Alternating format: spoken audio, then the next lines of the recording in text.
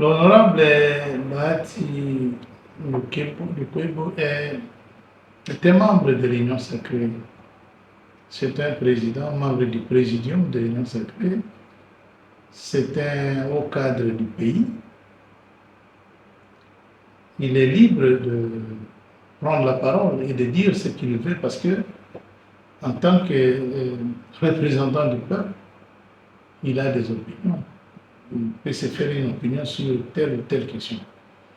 Sur la question de la Constitution, il a émis son avis, que je respecte. En ce qui concerne la Constitution de notre pays, ce que moi je reproche à l'honorable Bahati Lukwebo, c'est simplement la méthode. Je ne conteste pas son opinion sur le fond. Je conteste sa méthode. Laquelle? L'honorable Bahati Lukwebo est membre du présidium de l'Union sacrée, comme je l'ai dit. Il aurait dû demander l'audience auprès du chef de l'État et échanger avec lui, donner son point de vue. Parce qu'il est de la maison. Quand on est dans l'Union sacrée, c'est qu'on est de la maison. Un enfant ne peut pas aller contredire son père dehors. Une femme ne peut pas aller contredire son mari dehors. C'est dans la maison qu'on peut échanger et dire quelle est la position que nous allons tous ensemble présenter au grand public. C'est ça que je lui reproche.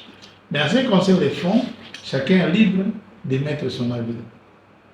En ce qui me concerne maintenant, moi personnellement, je dois vous avouer que en 2025, en janvier, nous, UDPS, nous avions organisé un séminaire, un atelier plutôt de réflexion sur la constitution de notre pays. C'était au centre catholique Nganda. J'étais le coordonnateur adjoint de cette commission-là qui a organisé cet atelier. Nous avons réfléchi, nous avons écouté les experts, les constitutionnalistes, professeur Bungali, professeur Mondakol, beaucoup d'autres, professeur Kabissa. Nous avons écouté des professeurs d'université, des experts qui sont venus nous parler de la Constitution. Et puis nous avons formé des sous-commissions nous-mêmes. Nous avons analysé chapitre par chapitre, article par article de notre Constitution. Nous avons trouvé qu'il y a énormément d'articles. Cela voudrait dire que comme la Constitution elle-même prévoit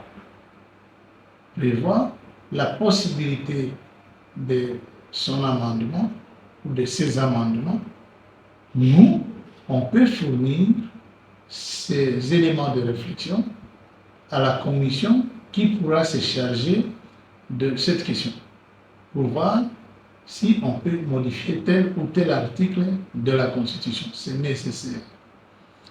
Je ne fais pas de cette question de la Constitution une question taboue. Ce n'est pas une question taboue. Dans tous les pays, toutes les constitutions du monde peuvent être modifiées. Ce n'est pas un problème. À condition de savoir pour quelles raisons on modifie tel ou tel article. Est-ce que c'est dans l'intérêt du peuple ou non? C'est simplement ça.